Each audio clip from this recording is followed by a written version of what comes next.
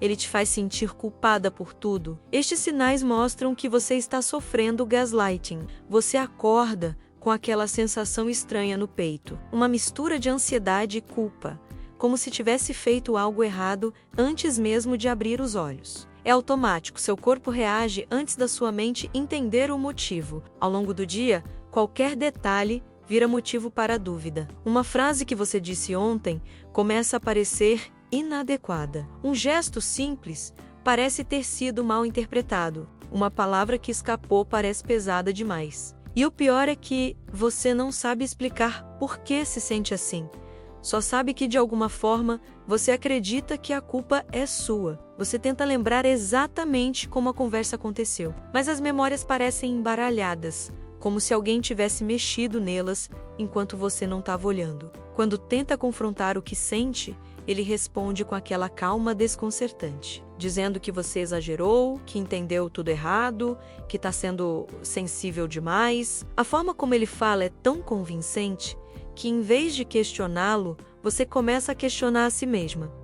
Será que eu realmente ouvi o que ouvi? Será que eu enxerguei algo que não existia? Será que eu sou mesmo o problema? É nesse ponto que a dúvida se instala como uma névoa, apagando sua segurança e seu senso de realidade. Você passa a se desculpar por tudo, até pelo que não fez. Você mede palavras, ajusta o tom, revisa comportamentos, tenta prever reações. A cada tentativa de não errar, você se afasta um pouco mais de quem você realmente é.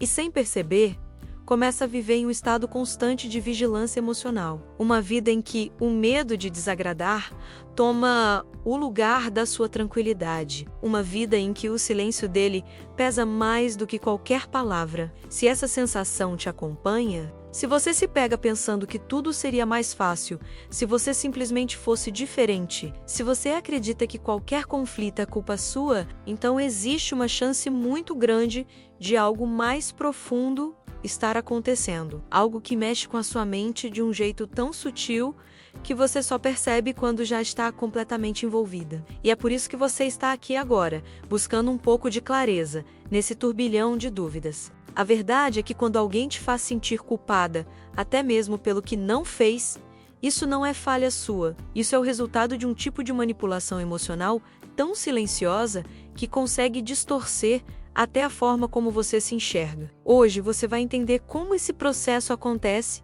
e por que ele é tão devastador para sua autoestima e para sua percepção da realidade. Este é o primeiro passo para recuperar a clareza que te foi tirada aos poucos. Se você se culpa até pelo que não fez, este vídeo vai abrir seus olhos. O mecanismo do gaslighting não começa com uma explosão, começa com detalhes quase invisíveis. Ele surge nos pequenos ajustes que você faz sem perceber, na sensação sutil de que algo está fora do lugar dentro de você. No início, você ainda tenta argumentar, tenta explicar seu ponto de vista, tenta mostrar que o que você sentiu foi real. Só que cada resposta dele coloca sua percepção em dúvida. Nunca é direta, nunca é agressiva a ponto de ser óbvia, é uma distorção silenciosa, uma reinterpretação dos fatos tão convincente que faz você duvidar do que viveu. Com o tempo, seu cérebro começa a procurar falhas em si mesmo antes de analisar a situação. Você passa a revisar conversas inteiras, tentando encontrar onde teria exagerado. A sua memória, que antes era clara, começa a parecer frágil. Você sente como se houvesse um ruído entre o que você percebeu e o que ele diz que aconteceu. E como esse ruído vira conflito, seu sistema emocional tenta te proteger, reorganizando tudo de um jeito que pareça menos doloroso. Nesse processo, você recalcula a si mesma para se encaixar nas versões dele. Essa é a parte mais cruel do gaslighting.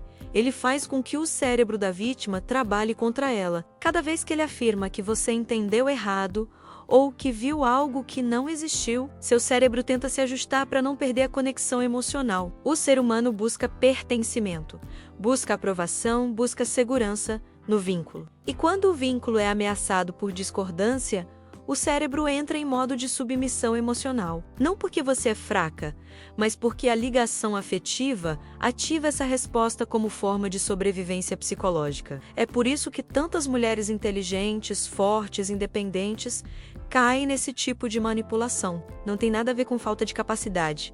E tudo a ver com o fato de que a manipulação é construída sobre confiança. O gaslighter geralmente não começa como manipulador. Ele começa como alguém que parece cuidadoso, alguém que sabe exatamente como falar, alguém que entende suas vulnerabilidades. Ele usa essa sensibilidade como ferramenta. E quando você percebe, ele já se tornou o filtro pelo qual você interpreta tudo. O processo é lento, progressivo, planejado ou não, mas sempre eficiente. Você não nota que está mudando, só nota que está cansada. Cansada de justificar o óbvio. Cansada de explicar sentimentos que ele tratou como irracionais. Cansada de tentar comprovar que você não fez nada errado. E mesmo assim, de alguma forma, a culpa sempre volta para você. É nesse ponto que a confusão emocional se instala e a transformação acontece. A mulher que antes tinha firmeza se torna alguém que hesita, alguém que antes de expressar qualquer opinião, avalia o impacto emocional que isso terá nele. Alguém que abandona sua própria voz para evitar a sensação de estar errada de novo. Quando você percebe que está constantemente revisando sua memória ou tentando validar sua própria realidade, algo já está fora do lugar. É assim que o gaslighting age. Não destruindo tudo de uma vez, mas retirando peça por peça da base da sua confiança pessoal. E quando essa base começa a rachar, você passa a depender cada vez mais da versão dos fatos que ele apresenta. É essa dependência que torna o ciclo tão perigoso. Quando você acredita menos em si mesma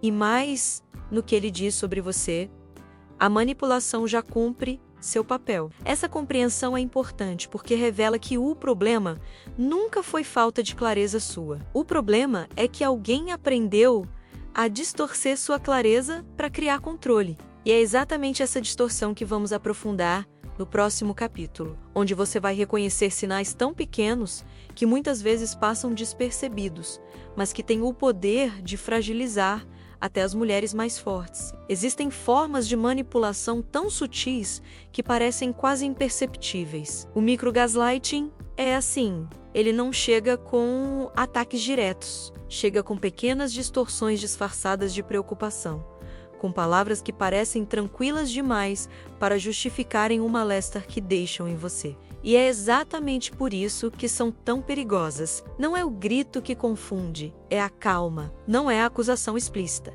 É o comentário aparentemente inocente que reorganiza sua percepção. São esses detalhes que começam a corroer sua confiança silenciosamente, até que você passa a duvidar de si mesma, até nas situações mais simples.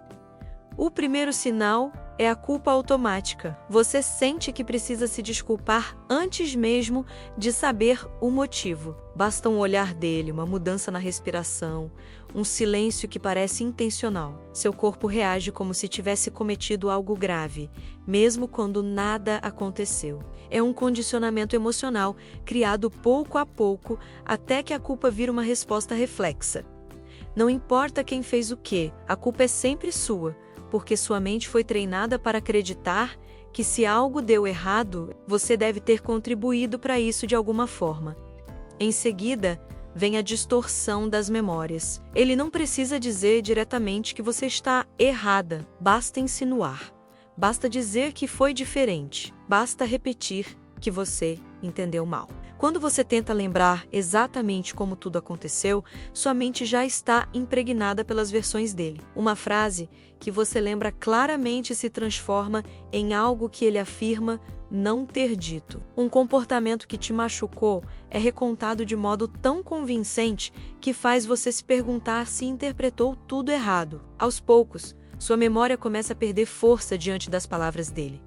Existe também a confusão controlada. Ele te deixa confusa, mas de um jeito calculado. Você sai de uma conversa sem saber exatamente o que aconteceu, mas com a sensação de que, seja o que for, você provavelmente exagerou. Ele conduz o diálogo como se estivesse sendo racional e equilibrado, enquanto você tenta organizar seus sentimentos. Esse contraste entre a suposta calma dele e sua vulnerabilidade cria a impressão de que ele é a voz da lógica. Essa diferença emocional faz você tentar se ajustar ao tom dele, para evitar conflito, o que te enfraquece ainda mais. Outro sinal quase imperceptível é a dúvida reforçada. Ele faz perguntas que parecem simples, mas carregam um tom de descrença. Ele pergunta se você tem certeza, se não foi impressão sua, se você não está sendo injusta, se não está criando problema onde não existe. Cada pergunta adiciona uma camada de incerteza. Seu cérebro passa a tratar cada percepção como se fosse falha, até que você se convence de que precisa pensar 2 ou 3 vezes antes de confiar no que sente. E então, surge a sensação de andar em ovos emocionais. Você tenta prever o que dizer, como dizer, o que não dizer. Analisa cada palavra antes de abrir a boca. O medo de interpretar errado, ou de ser interpretado errado, te coloca em um estado de alerta constante. Você não está vivendo, está se esquivando, não está conversando, está se defendendo. Essa vigilância emocional te desgasta profundamente e vai minando sua coragem de expressar qualquer coisa verdadeira. Outro microsinal é quando ele sempre tem uma versão perfeita para tudo. Na narrativa dele, ele nunca erra, nunca falha, nunca perde o controle. Ele sempre encontra uma justificativa impecável para o que fez e sempre consegue transformar qualquer problema em algo que, de um jeito ou de outro, volta para você. Esse brilho de perfeição cria a sensação de que ele é inatingível e que você está sempre um passo atrás, sempre sendo comparada com a postura impecável que ele finge ter. Há também os questionamentos que vêm embalados em tom de carinho. Ele pergunta se você está bem, mas a pergunta vem carregada de dúvida. Ele diz que só quer te entender, mas a intenção é fazer você explicar demais, dando espaço para ele reinterpretar tudo. Esse falso cuidado é uma forma de coleta emocional. Cada explicação sua vira um dado que ele usa contra você depois. Não importa o quanto você se abra, nunca é suficiente para que ele aceite sua versão. E talvez o mais marcante de todos seja aquele momento em que ele usa a frase que invalida qualquer tentativa sua de se expressar. Calma, você entendeu errado. Ele diz isso com tranquilidade, como se estivesse fazendo um favor. Só que essa frase retira de você a legitimidade do seu próprio sentir. Ela coloca sua emoção na prateleira da imaginação. Ela faz você acreditar que sua mente é imprecisa, que sua sensibilidade é exagerada, que suas emoções não são confiáveis. E quando você começa a desacreditar do próprio coração, está completamente vulnerável. Esses microsinais, eles não são acidentais.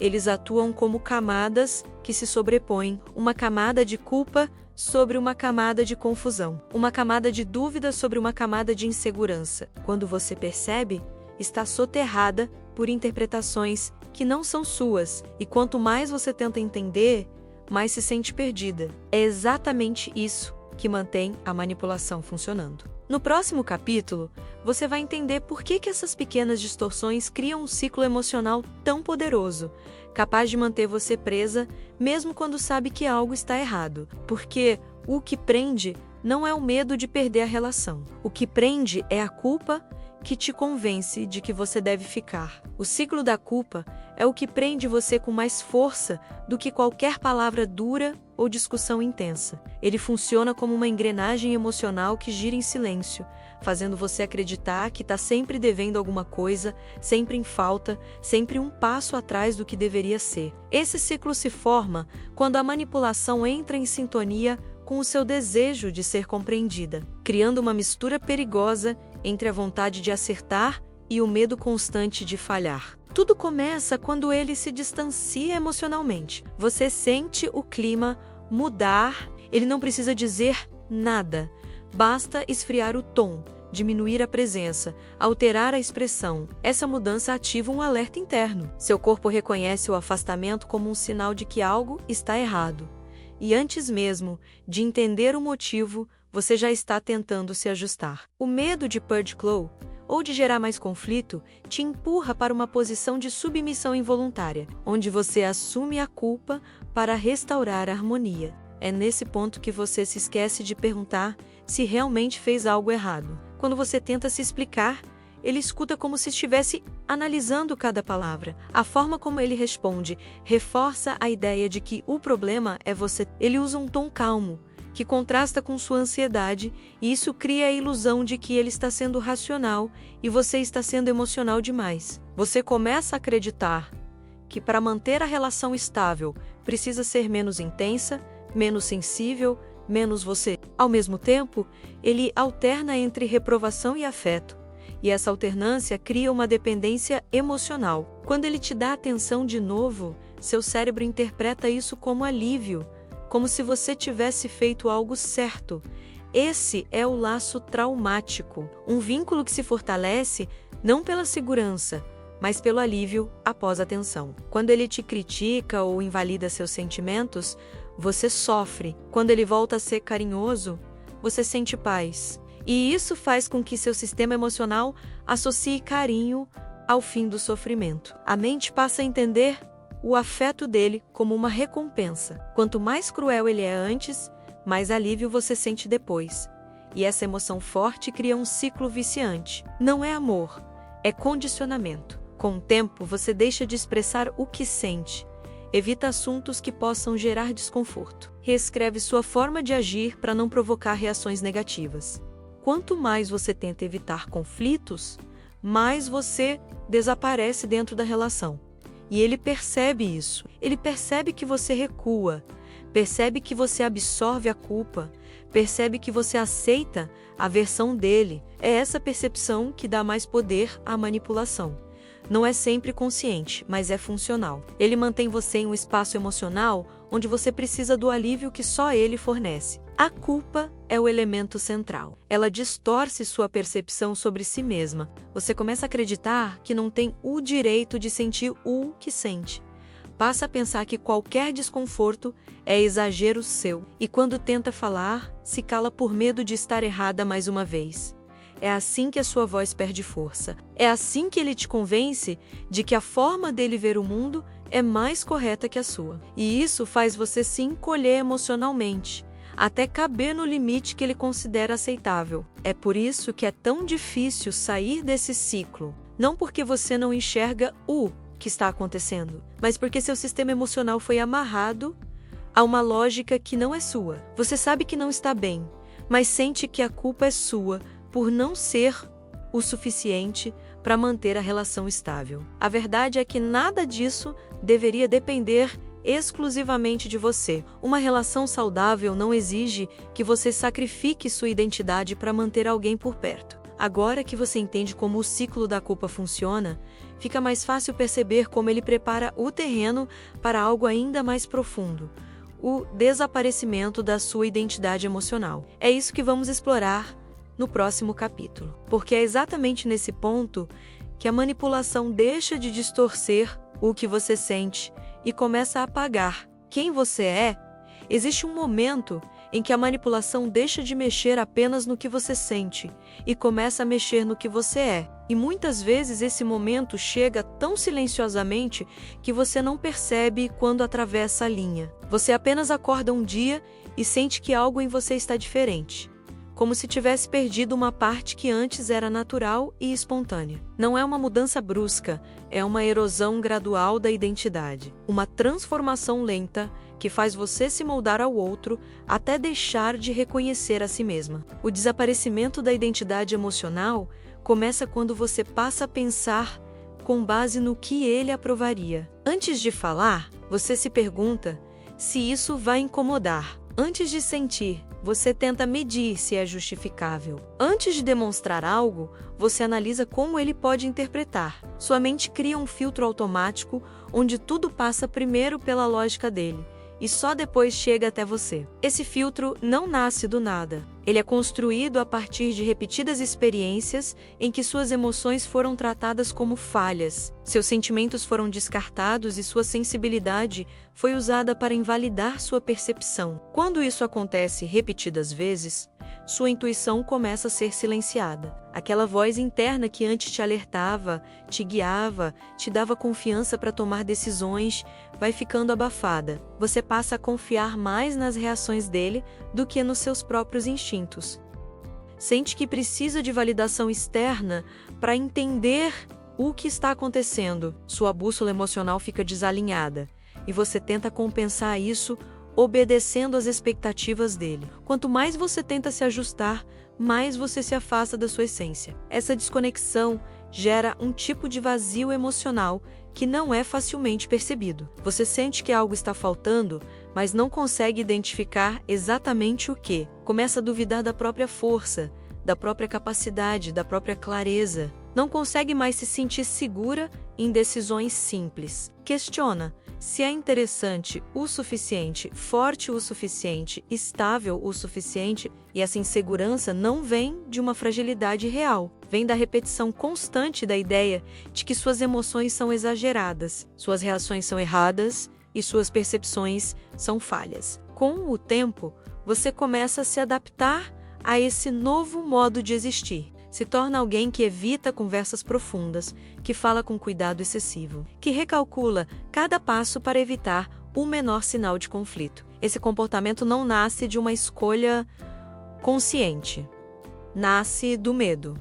Medo de ser julgada, medo de ser culpada, medo de ser vista como difícil, medo de perder a pouca aprovação que ainda recebe. E esse medo é o que te empurra cada vez mais para dentro de si, até você existir apenas nos espaços onde ele permite. Quando sua identidade emocional se enfraquece, você deixa de sentir que tem direito à própria narrativa. Suas experiências perdem peso porque se tornam sempre sujeitas ao crivo de outra pessoa. Você espera pela interpretação dele, para saber o que pensar. Isso faz com que seus sentimentos se tornem segundos planos, quase irrelevantes. E esse apagamento não é visível para quem está de fora, mas é devastador para quem vive por dentro. É como se você estivesse desaparecendo devagar, mantendo apenas a casca, enquanto a essência vai se esvaziando. Esse processo cria um estado de desconexão tão profundo que pode levar você a acreditar que não tem mais forças para sair. Mas essa sensação não é resultado de incapacidade real, e sim do desgaste emocional acumulado. Quando você passa muito tempo vivendo na defensiva, sua energia mental diminui, sua clareza se desfaz e sua autoestima fica fragilizada. É por isso que, quando tenta voltar a ser quem era, sente que é quase impossível. Não é impossível, é apenas resultado de um condicionamento prolongado. No próximo capítulo, você vai entender como sinais que parecem pequenos se tornam evidências claras de que o que você vive não é amor. E nunca foi. Sinais que mostram que o seu coração vem tentando te alertar há muito tempo, mesmo enquanto sua mente tentava se ajustar à realidade dele. Existem sinais que o corpo percebe antes da mente aceitar. Sinais que mostram que algo está profundamente errado, mas que você tenta justificar na esperança de que aquilo seja apenas um momento ruim. Só que esses sinais não aparecem de repente. Eles surgem devagar, como se a sua própria intuição estivesse tentando te avisar com delicadeza, antes que o impacto da verdade se tornasse insuportável. E quando você se permite olhar para ele sem desculpas, tudo começa a fazer sentido. Um dos primeiros sinais é o alívio que você sente quando ele está calmo. Não é amor. Amor traz paz por si só. O que você sente é a sensação de repouso depois de caminhar sobre terrenos instáveis. É o corpo relaxando depois de dias ou semanas de tensão silenciosa. Esse alívio não deveria ser confundido com carinho. É apenas o fim momentâneo da angústia. Se a tranquilidade dele se tornou uma espécie de recompensa emocional, isso mostra que a relação está baseada em medo, não em segurança. Outro sinal é quando você começa a medir cada palavra. Você ensaia mentalmente antes de falar. Pensa no tom, pensa na expressão, pensa nas possíveis interpretações que ele pode fazer. Essa autocensura constante não nasce de maturidade, nasce de sobrevivência emocional. Quando você precisa calcular suas frases para evitar reações imprevisíveis, sua espontaneidade desaparece. E uma relação onde você não pode ser espontânea se transforma lentamente em um campo minado emocional. Também existe um momento em que suas emoções começam a ser invalidadas repetidas vezes. Ele te chama de dramática, diz que você exagera, diz que é sensível demais. Com o tempo, você começa a acreditar, suas lágrimas passam a parecer injustificáveis até para você. Sua dor se torna um peso, seu desconforto vira motivo de vergonha. Essa invalidação constante enfraquece sua autoestima e te convence de que sentir é um erro. Ninguém deveria se envergonhar dos próprios sentimentos dentro de uma relação. Outro sinal aparece quando você passa a se esconder dentro de si. Não fala sobre o que te incomoda. Não compartilha mais suas inseguranças. Não divide seus sonhos nem seus medos. Não porque não queira falar, mas porque sabe que qualquer vulnerabilidade pode virar argumento contra você. Você se recolhe para evitar desgaste. Você se diminui porque se expor virou algo perigoso.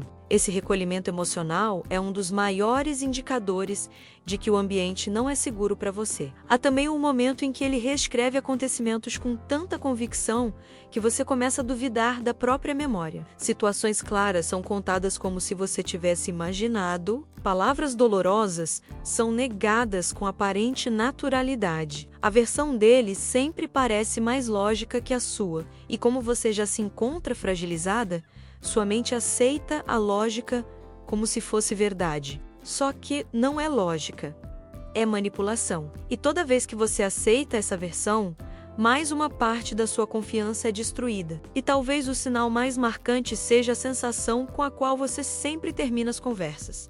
Você sai se sentindo culpada. Mesmo quando o problema não foi causado por você, mesmo quando sua intenção era apenas ser honesta, mesmo quando sua dor era legítima. A culpa se torna um estado constante, uma presença que acompanha você em silêncio. E essa culpa não é fruto do amor. É fruto de uma dinâmica manipuladora que transforma qualquer incômodo seu em um ataque contra ele. Quando todos esses sinais aparecem, eles não são coincidências, são alertas. São tentativas do seu coração de mostrar que você vem tentando manter viva uma relação que não está cuidando de você da forma que deveria. Eles mostram que o que existe não é amor, porque amor não corrói a identidade emocional de quem ama. Amor não transforma segurança em medo. Amor não cria culpa onde não existe. No próximo capítulo você vai entender por que, mesmo percebendo tudo isso,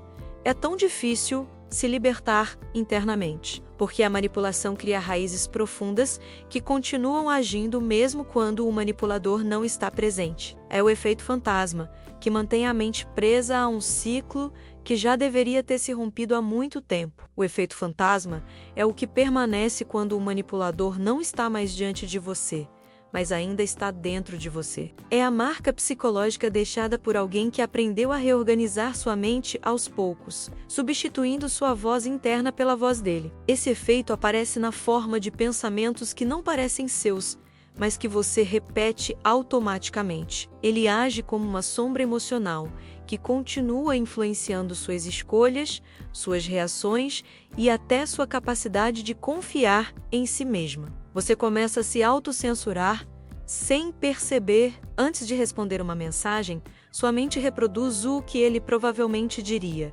Antes de tomar uma decisão simples, você imagina se ele aprovaria. Quando sente algo, você questiona se deveria sentir. É como se ele estivesse presente o tempo todo, mesmo estando longe. Essa presença mental não é saudade nem vínculo afetivo. É condicionamento, um condicionamento criado pela repetição constante de invalidações, críticas e distorções que ensinaram você a duvidar da própria percepção. O efeito fantasma também aparece quando você tenta confrontar uma lembrança e sente que está mentindo para si mesma, mesmo sabendo que aquilo aconteceu. A dúvida se torna automática. Seu cérebro aprendeu a se corrigir para se alinhar às narrativas dele. E essa correção continua acontecendo mesmo sem a presença física dele. Ele não precisa mais te dizer que você exagerou. Sua mente faz isso sozinha. Não porque você acredita de verdade, mas porque foi treinada a reinterpretar sua realidade a partir das interpretações dele. Esse efeito pode se manifestar na forma de uma voz interna, que repete as críticas que você ouviu. Você se olha no espelho e pensa que está exagerando de novo. Você sente tristeza e acredita que está sensível demais. Você se incomoda com algo e pensa que deveria ser mais compreensiva. Essa voz não é a sua. É a equação emocional de alguém que se aproveitou da sua vulnerabilidade para manter o controle. E existe um momento ainda mais profundo desse fenômeno. É quando você se pega sentindo medo, mesmo quando nada está acontecendo. Medo de errar, medo de incomodar, medo de existir da maneira que você realmente é. Esse medo não nasce da situação atual, ele nasce do histórico emocional que condicionou você a ficar pequena para evitar conflitos. Esse condicionamento continua ativo porque o seu sistema emocional aprendeu a se proteger dessa forma. Mesmo longe dele, você ainda sente como se estivesse sendo observada, avaliada, julgada. O efeito fantasma não significa que você está presa para sempre. Significa apenas que a manipulação atingiu um nível tão profundo que seu corpo e sua mente ainda estão tentando se reorganizar. O problema nunca foi falta de força. O problema é que essa força foi drenada, pouco a pouco, até sobrar apenas a casca de quem você costumava ser. E é justamente por isso que reconhecer esse efeito é tão importante. Ele mostra que o problema não está mais fora, está dentro, e só pode ser desmontado com consciência e cuidado. Agora que você entende como o manipulador continua influenciando sua mente, mesmo ausente, é hora de reconhecer os momentos de clareza que surgem como pequenas luzes no meio desse nevoeiro emocional. São esses momentos que mostram que sua identidade ainda está lá, esperando para ser resgatada. O despertar da consciência não chega com barulho, chega com incômodos que começam pequenos, mas que insistem em permanecer. É aquele momento em que algo dentro de você questiona, com uma coragem discreta, se a forma como você vem vivendo faz algum sentido. Às vezes acontece durante um silêncio. Às vezes acontece depois de um comentário que deveria ser comum, mas te fere mais do que deveria. São instantes que parecem simples, mas têm a força de um rompimento interno. O primeiro momento de lucidez surge quando você percebe que nunca é suficiente. Não importa o quanto se esforce, o quanto cuide, o quanto tente acertar, sempre existe um detalhe que ele aponta uma falha mínima que ele transforma em motivo. Você percebe, mesmo sem querer admitir, que a régua dele sempre muda, e isso te faz sentir que está sempre correndo atrás de algo impossível. Esse sentimento, quando finalmente é visto, acende a primeira luz. Outro momento acontece quando você percebe que vive para evitar críticas.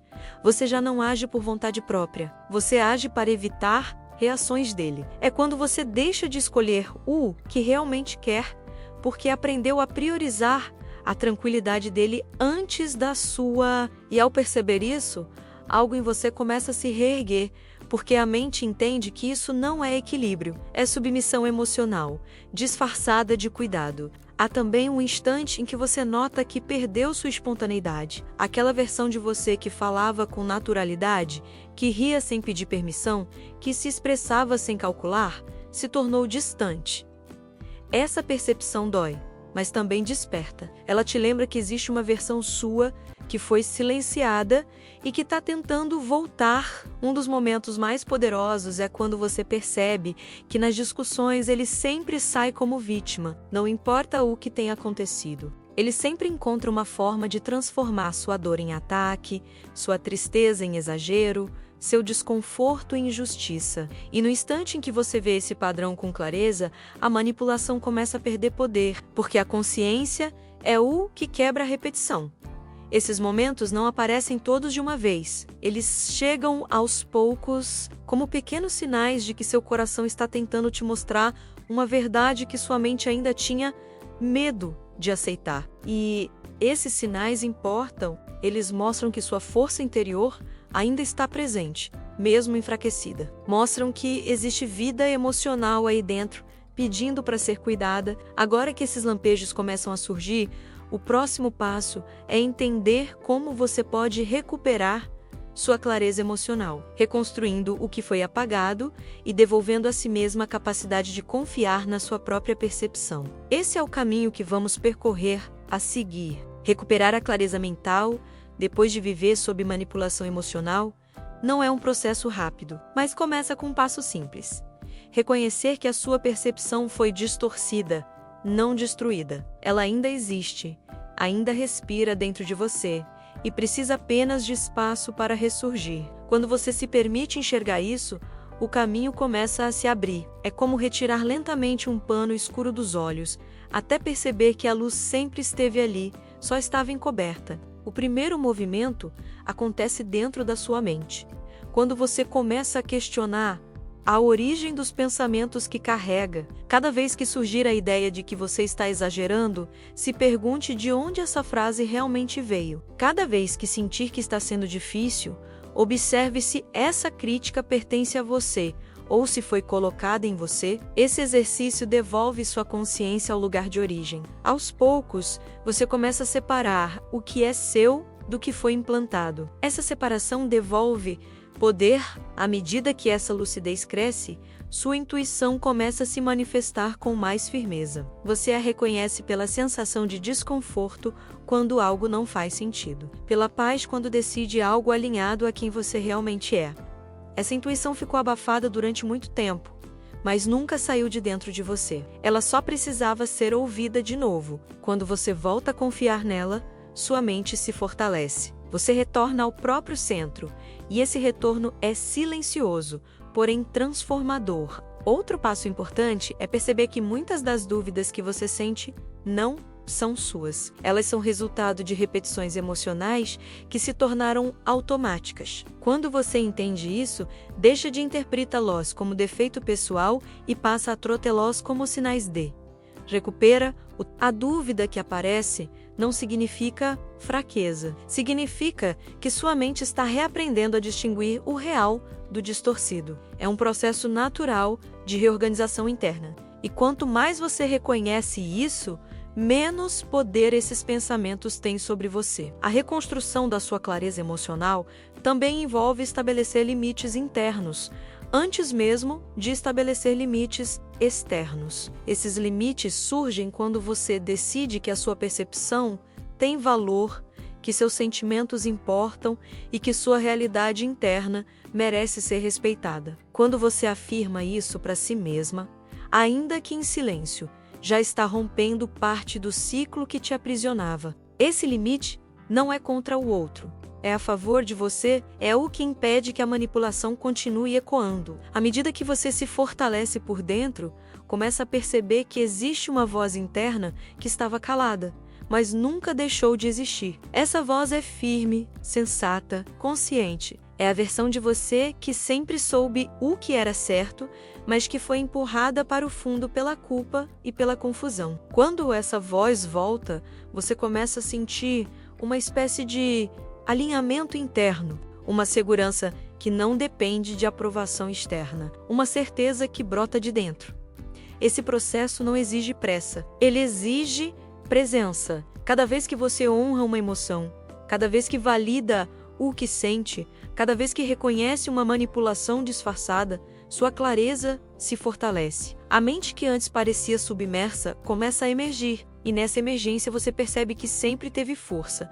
Ela só estava sendo drenada. Agora, ela pode voltar a circular. No próximo capítulo, você vai entender como consolidar essa consciência, transformando tudo o que viveu não em peso, mas em aprendizado. É o momento de fechar o ciclo com lucidez, firmeza e a sensação de que sua mente, enfim, está retornando ao lugar certo, o seu próprio. Quando você começa a recuperar sua clareza emocional, algo importante acontece.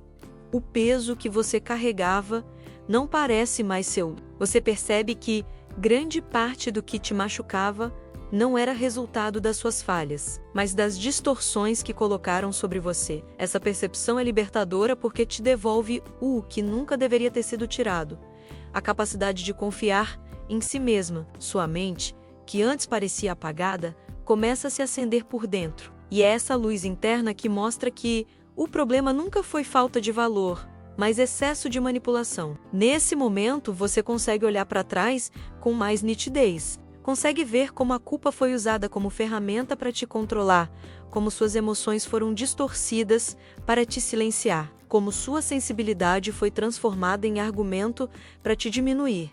E quando você reconhece isso, a vergonha desaparece. A culpa se desfaz. Você enxerga que aquilo não era amor, era aprisionamento psicológico. Amor não te faz duvidar da própria sanidade. Amor não apaga sua identidade. Amor não transforma seu coração em um campo de tensão. O mais importante agora é entender que perceber tudo isso não te enfraquece, te fortalece. Cada insight que você teve ao longo desse processo é uma prova de que sua mente está viva, consciente e pronta para retomar o espaço que sempre foi dela. Você não perdeu sua essência. Ela apenas ficou escondida, esperando que você tivesse coragem de olhar para si com honestidade. E você olhou. Culpa não é amor. Confusão não é amor. Medo não é amor. Se alguém precisou destruir sua clareza para te controlar, isso nunca foi uma relação. Foi uma prisão emocional disfarçada de afeto. E reconhecer isso é o primeiro passo para romper o ciclo que te aprisionava. Sua mente é valiosa demais para servir de terreno a quem não sabe cuidar dela. Se este conteúdo fez sentido para você, saiba que você não está sozinha. Sua realidade importa. Seus sentimentos importam. Sua história importa. E existe uma vida inteira esperando por você. Uma vida onde sua voz não precisa ser diminuída para que alguém permaneça. Uma vida onde você pode existir inteira, sem medo, sem culpa, sem precisar se moldar ao que nunca foi amor de verdade.